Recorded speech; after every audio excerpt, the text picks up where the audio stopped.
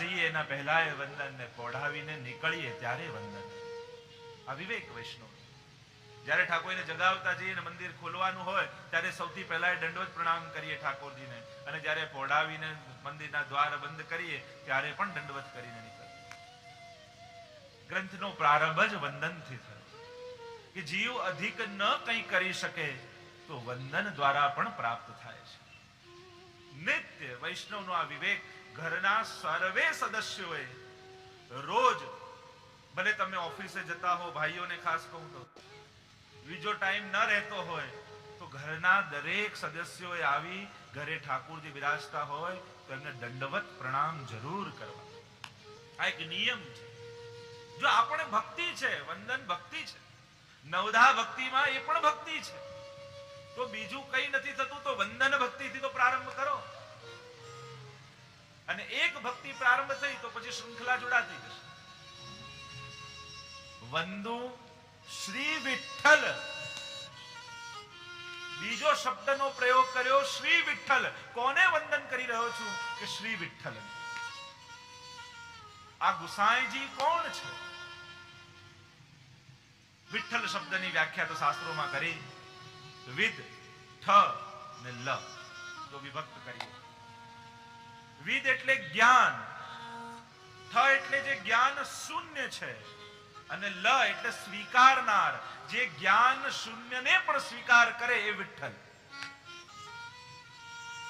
જેનામાં સાધન બળ છે, જેની પાસે જ્ઞાન છે, એને ઉદ્ધાર કરનાર તો ઘણા માર્ગો છે, પણ નિસ્સાધન જનહિત કરવા શ્રીનાથ વિઠ્ઠલ આવ્યા. વલ્લભાખ્યાનમાં કહ્યું ને, પુષ્ટિ માર્ગનું સાધન કહ્યું કે અમારી પાસે કઈ જ સાધન નથી, એનું જ્ઞાન એ જ સાધન. અમારી કોઈ આવડત અમારી અંદર નથી, એ જ આપણી આવડત. અમે કાંઈ જ જાણતા નથી, એ જ આપણું જ્ઞાન. પુષ્ટિ માર્ગમાં કોઈ પણ સાધનથી પ્રભુ પ્રસન્ન થતા નથી. એટલે ક્યારે સાધન બળનો આશ્રય નહીં રાખવો. વૈષ્ણવ, તમે વિચાર કરો કે હું 11 માળાનો નિયમ છે તો 11 માળાને કારણે ઠાકોરજી કૃપા કરશે. હું એકાદશી વ્રત કરું છું એટલે ઠાકોરજી કૃપા કરશે. હું વ્રજમાં આટલી વાર જાઉં છું એટલે ઠાકોરજી કૃપા કરશે. મેં આટલી પરિક્રમા કરી એટલે ઠાકોરજી કૃપા કરશે. મેં આટલી ઝારી ભરી એટલે ઠાકોરજી કૃપા કરશે. ના, જો માળાને કારણે કૃપા થવાની હોય તો માળા ભગવાન કરતા મોટી થઈ. ઝારીને કારણે કૃપા થવાની હોય તો ઝારી ઠાકોરજી કરતા મોટી થઈ. કૃપા થશે એની નિજ ઈચ્છાથી.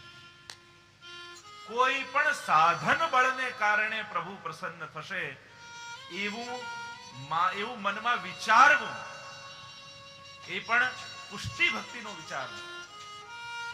તો શ્રી ગુસાઈજીની વ્યાખ્યા, શ્રી વિઠ્ઠલનાથજીની વ્યાખ્યા કરતા કહ્યું, વિદ એટલે જ્ઞાન, ઠ એટલે શૂન્ય, લ એટલે સ્વીકારનાર, જ્ઞાન શૂન્યને સ્વીકારનાર એવા શ્રી ગુસાઈ. વાર્તામાં પ્રસંગ આવે છે ને, પેલી એક બાઈ નામ નિવેદન લેવા માટે આવી તો ગુસાઈજીએ કહ્યું, બોલ શ્રી કૃષ્ણ શરણમ મમ. અને પેટલી એવી ગામડાની અભણ, એને એ બોલતા ના આવડે. ગુસાઈજીએ 3 વાર કહ્યું કે બોલ શ્રી કૃષ્ણ શરણમ મમ. પેલીને બોલતા જીભમાંથી ઉપડે જ નહીં. ત્યારે ગુસાઈજી કે તને મારું નામ આવડે છે? કે હા. ચલ એ 3 વાર બોલી જા અને કંઠી પહેરાવી દે. જે અજ્ઞાનીનો પણ સ્વીકાર કરે. જો પરમ કૃપાલ એટલે તો કયા? જ્ઞાનીનો ઉદ્ધાર કરનાર એ તો દયાલ, પણ અજ્ઞાનીનો ઉદ્ધાર કરે એ પરમ દયાલ. શ્રી ગુસાઈજી તો એવા છે. શ્રી વિઠ્ઠલ, શ્રી ગુસાઈજીનું સ્વરૂપ અહીંયા ગોપાલદાસજીએ સમજાવ્યું. આ વિઠ્ઠલ એટલે કેવલ ગુસાઈજી. ગુસાઈજીનું સ્વરૂપ શું છે, કયા સ્વરૂપે ભૂતલ પર પધાર્યા છે એ સમજાવતા અહીંયા શ્રી વિઠ્ઠલ શબ્દનો પ્રયોગ કર્યો ગોપાલદાસજીએ. કારણ કે નામને સમજાવતા કહ્યું શ્રી એટલે લક્ષ્મી રૂપા રાધિકાજી. આ શ્રી વિઠ્ઠલ નામમાં 4 યુથ બિરાજે છે એમ ગોપાલદાસજીએ સમજાવ્યું. શ્રી શબ્દનો અર્થ કર્યો, શ્રી એટલે લક્ષ્મી, અને વ્રજમાં લક્ષ્મી કોણ છે તો કે શ્રી રાધિકા. તો આ રાધિકાજી એ તામસ યુથના સ્વામીજી છે. તો તામસ યુથના સ્વામીજી રૂપ શ્રી રાધિકાજીનું વર્ણન કરે. વિદ એટલે જ્ઞાન રૂપા શ્રુતિ સ્વરૂપા શ્રી ચંદ્રાવલીજી. આ ચંદ્રાવલીજી રાજસ યુથના અધિપતિ સ્વામીજી છે. એ જ્ઞાન રૂપા છે, શ્રુતિઓ છે. શ્રુતિ સખી બનીને આવી તો આ રાજસ યુથના અધિપતિ આ શ્રુતિ રૂપા ચંદ્રાવલીજી એ વિદ. ઠ એટલે રાગ રહિત, અને રાગ રહિત એ કુમારિકાજી છે જે સાત્વિક યુથના અધિપતિ છે. લ એટલે સ્વીકારનાર, સર્વ ભક્તોને ભગવાન પાસે સ્વીકાર કરે કોણ? શ્રી યમુનાજી. जिन्हें भूली जात पिय तिन्हें सुधी કરી દે. જેને ઠાકોરજી પણ ભૂલી ગયા છે એવા જીવોને સુધી કરાવનાર શ્રી યમુનાજી એ લાતી ઇતિ લ, જે સ્વીકાર કરે પ્રભુના ચરણોમાં, જે સંબંધ કરાવનારી શક્તિ છે એ શ્રી યમુનાજી એ લ એ નિર્ગુણ યુથના સ્વામીજી. તો આમ શ્રી વિઠ્ઠલ શબ્દમાં ચારે યુથ બિરાજમાન છે. અને ગોપાલદાસજી કહે છે કે આપ એકલા નથી પધાર્યા, આપના સ્વરૂપને તો હું ભલી ભાંતિ જાણું છું. હું વંદન કોને કરી રહ્યો છું? જેની અંદર આ ચારે યુથ બિરાજે છે એવા વિઠ્ઠલને વંદન કરું છું. ગુસાઈજીના 5 સ્વરૂપ મુખ્યતઃ સમાજમાં પ્રગટ છે. 5 સ્વરૂપ પ્રધાન રૂપે જો વિશ્લેષણ કરવા જઈએ શ્રી ગુસાઈજીના સ્વરૂપનું, તો આ નવાખ્યાનના નાયક શ્રી ગુસાઈજી પ્રભુચરણ 5 સ્વરૂપ પ્રસિદ્ધ છે. પહેલું ગુસાઈજીનું સ્વરૂપ જે પ્રવાહી લોકો, જેને ગુસાઈજીના સ્વરૂપને જાણતો નથી, જેની સાધારણ બુદ્ધિ છે, એ ગુસાઈજીને કેવલ મનુષ્ય આકારે જુએ છે, કોઈ પંડિત રૂપે જુએ છે ગુસાઈજી. આ પહેલું સ્વરૂપ. કોઈ વિદ્વાન રૂપે, જેમ કોઈ અન્ય ધર્મના વિવેચક હોય યા ઇતિહાસકાર હોય, તો એ ગુસાઈજીને કેવલ વિદ્વાન આચાર્ય રૂપે દર્શન કરે. આ પહેલું સ્વરૂપ. બીજું ગુસાઈજીનું સ્વરૂપ જે મર્યાદા જીવો છે, જે શાસ્ત્રને આધાર રાખીને માને છે ભગવત સ્વરૂપને, તો ગુસાઈજીનું દ્વિતીય સ્વરૂપ એ પાંડુરંગ વિઠ્ઠલનાથજી. વલ્લભાખ્યાનમાં પણ ગાતા કહે છે ને, ત્યાંથી દક્ષિણ પાઉં ધાર્યા પાંડુરંગ શ્રી વિઠ્ઠલનાથ. જ્યારે મહાપ્રભુજી પાંડુરંગ વિઠ્ઠલનાથ પધાર્યા અને ત્યાં પાંડુરંગજીએ વચન માંગ્યું કે અમને ઈચ્છા છે કે આપને ત્યાં હું પુત્ર બનીને પ્રગટ થાઉં. તો જે મર્યાદા જીવો છે એ ગુસાઈજીને આ પંઢરપુરના વિઠ્ઠલનાથજીનો અવતાર છે એ રીતે માને છે કે આ જે ગુસાઈજીનું સ્વરૂપ છે એ જે પંઢરપુરમાં વિઠ્ઠોબાજીનું મંદિર છે, અને એ જ વિઠ્ઠોબાજીનો અવતાર આ ગુસાઈજી છે. ગુસાઈજીનું ત્રીજું સ્વરૂપ જે વિદ્વાનોએ પુરાણોમાં દર્શન કર્યું. જો ગુસાઈજી સાક્ષાત બ્રહ્મ છે, શ્રી મહાપ્રભુજી સાક્ષાત ઈશ્વરનો અવતાર છે, તો આપણે વૈષ્ણવો તો કહીએ કે બ્રહ્મ છે ને ઈશ્વર છે, પણ અન્ય કેમ માને? અન્યના પ્રમાણ 3. કોઈ ભગવદ અવતાર થવાનો હોય કે કોઈને આપણે ઈશ્વરનો અવતાર કહીએ. આજે તો ઘણાય ફરે છે, રોજ એક નવો અવતાર ઉભો થાય, પણ એ રીતે એને અવતાર ન મનાય. અવતાર ક્યારે કહેવાય કે એના જન્મ પહેલા ના ગ્રંથોમાં આ રીતે ભગવદ અવતાર થવાનો છે એનું પ્રમાણ હોય. એને એના શ્રીઅંગમાં જેવા ભગવદ શ્રીઅંગમાં ચિહ્નો છે એવા ચિહ્નો એના શરીરમાં હોય. અને ત્રીજું, જે ભગવાન જ જે કરી શકે એવા અતિ માનુષી કાર્ય એમણે કર્યા હોવા જોઈએ જીવન દરમિયાન, કે જે સાધારણ મનુષ્ય ન કરી શકે, તો મનાય કે આ ભગવદ અવતાર છે. બાકી એમ પોતે જાહેરાત કરી નાખે અને ઈશ્વર બની જાય, તો એવા તો ઘણા ફરે છે અને માનનારા છે. તો વિદ્વાનો મહાપ્રભુ ગુસાઈજીનું સ્વરૂપ પુરાણોમાં અગ્નિ પુરાણના ભવિષ્ય ખંડમાં આવ્યું. અગ્નિ રૂપો દ્વિજાચાર્યો ભવિષ્યામિહ ભૂતલે વલ્લભો અગ્નિ રૂપ સ્યાદ વિઠ્ઠલ પુરુષોત્તમ. એ અગ્નિ પુરાણમાં જે આટલા હજારો વર્ષ પહેલા લખાયું, ગુસાઈજીનું પ્રાગટ્ય તો હમણાં છે 400-450 વર્ષ પૂર્વ, અને પુરાણો તો હજારો વર્ષ પહેલા લખાયા. તો એમાં ઉલ્લેખ આવ્યો અગ્નિ રૂપો દ્વિજાચાર્યો ભવિષ્યામિહ ભૂતલે વલ્લભો અગ્નિ રૂપ સ્યાદ વિઠ્ઠલ પુરુષોત્તમ. આ રીતે વિઠ્ઠલ રૂપે મારો અવતાર થશે. અન્ય અનેક પુરાણોમાં પણ એનું વિવેચન છે. અને છેલ્લે નરસિંહ મહેતા, આપણે સૌથી નિકટ જેનો આપણે પરિચય છે, એમણે પણ જેમ કહ્યું, પુષ્ટિ માર્ગ વિશદ કરશે, નિસ્સાધન જનતે તારશે, શ્રી વલ્લભ વિઠ્ઠલ પ્રગટશે. નરસિંહ મહેતાએ પણ આગાહી કરી. તો ત્રીજું ગુસાઈજીનું સ્વરૂપ જે વિદ્વાનો ભગવાનના અંશાવતાર તરીકે ગુસાઈજીને જુએ છે, કે જે પુરાણોમાં ઉલ્લેખ થયો છે, એ સ્વયં પુરુષોત્તમ કોઈ અંશ કલા રૂપે આ રીતે પ્રગટ થવાના છે. તો અંશ કલા અવતાર રૂપે ગુસાઈજીને જોવા, એ ગુસાઈજીનું ત્રીજું સ્વરૂપ. ગોસાઈજીનું ચોથું સ્વરૂપ સાક્ષાત શ્રીનાથજી બાવાનું સ્વરૂપ. વાર્તા પ્રસંગોમાં આવે છે કે અક્કાજી રોજ નવનીત પ્રિયાજીની સેવા કરતા. ગોપીનાથજીનું પ્રાગટ્ય થઈ ગયું છે. અડેલમાં બિરાજે છે મહાપ્રભુજી અને ચરણાર્થ પધારવાના છે.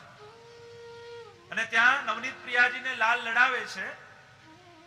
તો હમણાં થોડા દિવસોથી અક્કાજી જ્યારે નવનીત પ્રિયાજીની સેવા કરવા માટે બિરાજે, તો નવનીત પ્રિયાજી મંદ મંદ મુસ્કાન કરે અક્કાજીની સામે. 2-3 દિવસ સુધી અક્કાજીએ દર્શન કર્યા અને મહાપ્રભુજીને કહ્યું, ખબર નહીં કેમ થોડા દિવસથી નવનીત પ્રિયાજી જ્યારે પણ હું સેવા કરવા માટે બેસું ત્યારે મારી સામે જોઈને મંદ મંદ મુસ્કાય છે. એનું કારણ શું? મહાપ્રભુજીએ કહ્યું, એ જ નવનીત પ્રિયાજી તમારા કુખે જન્મ લેવાના છે, એટલે તમને જોઈને મંદ મંદ મુસ્કાન કરી રહ્યા છે. તો એ જ શ્રીનાથજી બાવાનું સાક્ષાત સ્વરૂપ એ શ્રી ગુસાઈજીનું સ્વરૂપ છે. નિસ્સાધન જનહિત કરવા શ્રીનાથ વિઠ્ઠલ આવ્યા. એ જ શ્રીનાથજી બાવા અહીંયા પ્રગટ થવાના છે. એટલે જ ત્યાં બહુ સુંદર પંક્તિ આગળ વલ્લભાખ્યાન આવી છે. ત્યાંથી કેશી ઘાટ પાઉં ધાર્યા પાંડુરંગ શ્રી વિઠ્ઠલનાથ. ભાઈ આગળ કહ્યું, વચન નિશ્ચય શ્રીનાથે માંગ્યું, કીધી શ્રી વલ્લભજી સુ વાત, અમને તો ઈચ્છા એ છે જે હું નંદન તમે તાર. જો એ પંક્તિઓને જોજો. મહાપ્રભુજી પાંડુરંગ વિઠ્ઠલનાથ પાસે પધાર્યા અને એમને ઈચ્છા પ્રગટ થઈ કે અમને તો ઈચ્છા એ છે જે હું નંદન તમે તાર. ત્યાં પાંડુરંગ વિઠ્ઠલનાથ. બીજી પંક્તિમાં જો, વચન નિશ્ચય શ્રીનાથે માંગ્યું. ત્યાં શબ્દ પાંડુરંગ વિઠ્ઠલનાથ નથી લખ્યો. શું શબ્દ લખ્યો? વચન નિશ્ચય શ્રીનાથે માંગ્યું. એટલે જ્યારે પાંડુરંગ વિઠ્ઠલનાથજીને વચન આપવા ગયા, ત્યાં જ શ્રીનાથજી પણ પ્રગટ થઈ ગયા. એ જ ક્ષણે એ જ સ્થાનમાં શ્રીનાથજી પ્રગટ થયા અને મહાપ્રભુજીએ વચન નિશ્ચય શ્રીનાથે માંગ્યું. પાંડુરંગજીએ મનોરથ કયો, પણ વચન માંગ્યું શ્રીનાથે. અને અમને તો ઈચ્છા એ છે જે હું નંદન તમે તાર. અને મહાપ્રભુજીએ વચન શ્રીનાથજીને આપ્યું કે આપ મારા ઘરે પુત્ર બનીને પ્રગટ થશે. તો આગળ શબ્દ પાંડુરંગ વિઠ્ઠલનાથ અને વચન આપવાની વાત આવી, ત્યાં ગોપાલદાસજીએ શબ્દ લખ્યો વચન નિશ્ચય શ્રીનાથે. શ્રીનાથજી શબ્દ વાપર્યો અને એ જ શ્રીનાથ સ્વરૂપે શ્રી ગુસાઈજી મહાપ્રભુજીને ત્યાં પ્રગટ થયા. એહી તેહી તેહી એહી કછુ ન સંદેહ પદોમાં તો અનેક વાર ઉલ્લેખ આવે છે. શ્રીમદ વલ્લભ કે ઘર જો ફિર અવતાર ન ધરતે હો, ઠાકોરજી પુનઃ અવતાર ન ધરતે. અનેક અનેક પદોમાં તો અનેક ઉલ્લેખ છે કે સાક્ષાત એ જ ગોવર્ધન નાથજી જ જે ગોપાલ હુતે ગોકુલ में તે બાન બસે નિજ ગે. એ જ ઠાકોરજી ગુસાઈજી સ્વરૂપે અહીંયા પ્રગટ થયા છે. કોઈ જ ભેદ નથી. એ તો મર્યાદાની વાત છે કે ગુરુ ગોવિંદ દો ખડે કાકો લાગુ પાય. પુષ્ટિ માર્ગમાં તો કહ્યું એહી તેહી તેહી એહી કછુ ન સંદેહી. બે જોયા જ નથી, બંનેને એક કરીને જાણે. અને એટલે જ્યારે સુરદાસજી પધારી રહ્યા હતા નિત્ય લીલા ધામમાં, ત્યારે પૂછ્યું, પ્રશ્ન કર્યો કે તમે 1.25 લાખ પદ ઠાકોરજીના લખ્યા અને મહાપ્રભુજીનું એકે પદ ન લખ્યું, આવું કેમ? ત્યારે સુરદાસજીએ કહ્યું, અરે મેં ક્યારે બંનેને ભિન્ન જોયા જ નથી. મેં તો મહાપ્રભુજીના જ પદ લખ્યા છે, ખાલી નામ ઠાકોરજીનું ધર્યું છે. સૂર કહા કહે દ્વિવિધ આંધરો બિના મોલ કો ચહેરો. દ્વિવિધ આંધરો, આંધળો છું પણ કેવો? જેને બે નથી દેખાતા એવો આંધળો. જેને વલ્લભ અને શ્રીજીને ક્યારે ભિન્ન કરીને જોયા જ નથી એવો આંધળો. એક કરીને જાણે છે. તો શ્રી ગુસાઈજીનું ચોથું સ્વરૂપ એ સાક્ષાત ભગવત સ્વરૂપ. અને વાર્તા સાહિત્યમાં તો અનેક પ્રમાણ એ પેલા વૈષ્ણવની વાર્તામાં આવે છે. ગુસાઈજીના શ્રીઅંગમાં ચંદન લેપ કરતો હતો. કૃષ્ણકાલના દિવસો હતા અને લેપ કરતા કરતા મનમાં શંકા થઈ વૈષ્ણવને કે ગુસાઈજી તો પૂર્ણ પુરુષોત્તમ છે, પછી મને મનુષ્ય દેહ જેવો કેમ અનુભવ થઈ રહ્યો છે? જ્યાં ચંદન લેપ કર્યું, ગુસાઈજીએ ઝીણું ઉપરણો ધારણ કર્યો અને આ વૈષ્ણવ પંખો કરવા લાગ્યો. અને ગુસાઈજી મનની સંશયને જાણી ગયા કે આને શંકા થઈ છે અને પંખા કરતા કરતા ઉપરણાની અંદરથી જાણે સાક્ષાત શ્રીનાથજી બાબાનું શ્રીઅંગ હોય એવા સ્વરૂપે ગુસાઈજીએ દર્શન કર્યા અને સંશયનો નિવૃત્ત કર્યો કે હું તો એ જ શ્રીનાથજી છું. સન મનુષ્યાકૃતિ, મહાપ્રભુજી જેમ મનુષ્ય આકારે છે તો પૂર્ણ પુરુષોત્તમ, પણ મનુષ્ય દેહ ધારણ કરીને આવ્યા છે. તેમ ગુસાઈજી પણ સાક્ષાત ઠાકોરજીનું જ સ્વરૂપ છે. આ ચોથું સ્વરૂપ. અને પાંચમું સ્વરૂપ જે કેવલ એમના નિજજનો જ જાણે છે.